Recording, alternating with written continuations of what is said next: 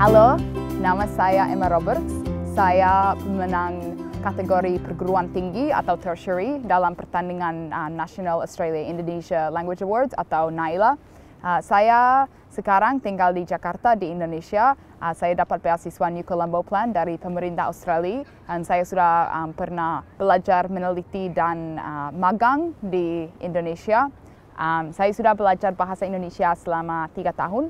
Saya mulai belajar bahasa Indonesia karena untuk sarjana Asia Pasifikku, aku harus memilih satu bahasa Asia dan di bahasa Indonesia hurufnya sama dengan bahasa Inggris. Jadi pada awalnya saya memilih untuk belajar bahasa Indonesia karena itu lebih gampang daripada misalnya bahasa Cina atau bahasa Jepang. Tetapi sekarang saya sangat berterima kasih saya memilih untuk belajar bahasa Indonesia karena saya jatuh cinta dengan Indonesia pertama kali saya ke sana. Saya mulai untuk belajar bahasa Indonesia di Salatiga yang ada di Jawa Tengah.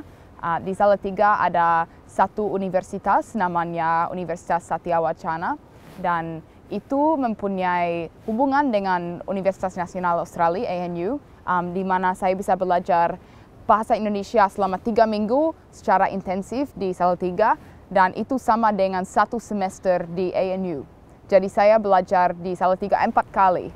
Saya kira NAILA ini sangat penting untuk meningkatkan jumlah anak yang belajar bahasa Indonesia. Saya tahu bahwa jumlah orang yang bisa berbahasa bahasa Indonesia itu sudah mulai turun dan menurut saya itu hal yang sangat sedih, sangat menyedihkan karena Indonesia dan Australia kita tetangga. Jadi seharusnya kita bisa saling berbahasa dan ya saya kira yang pertandingan NAILA ini bisa membantu anak-anak untuk mempunyai seperti cita-cita dalam pelajaran bahasa Indonesia mereka.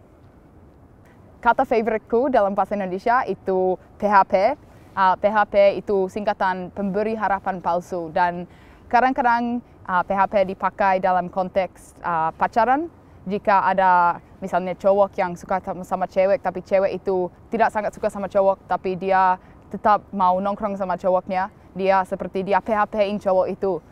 Itu juga bisa dipakai dalam konteks yang lain. Misalnya kemarin saya ikut ke wisatawan Krakatau dan orang pariwisata itu dia bilang bahwa saya harus ke sana selama 2 hari karena ada terlalu banyak hal yang harus dikunjungi. Tapi waktu saya ke Krakatau, saya kira sebenarnya 1 hari cukup dan saya tidak puas harus membayar atas 2 hari karena 2 hari tidak diperlukan. Jadi saya bilang untuk orang pariwisata itu, kamu PHP-in aku.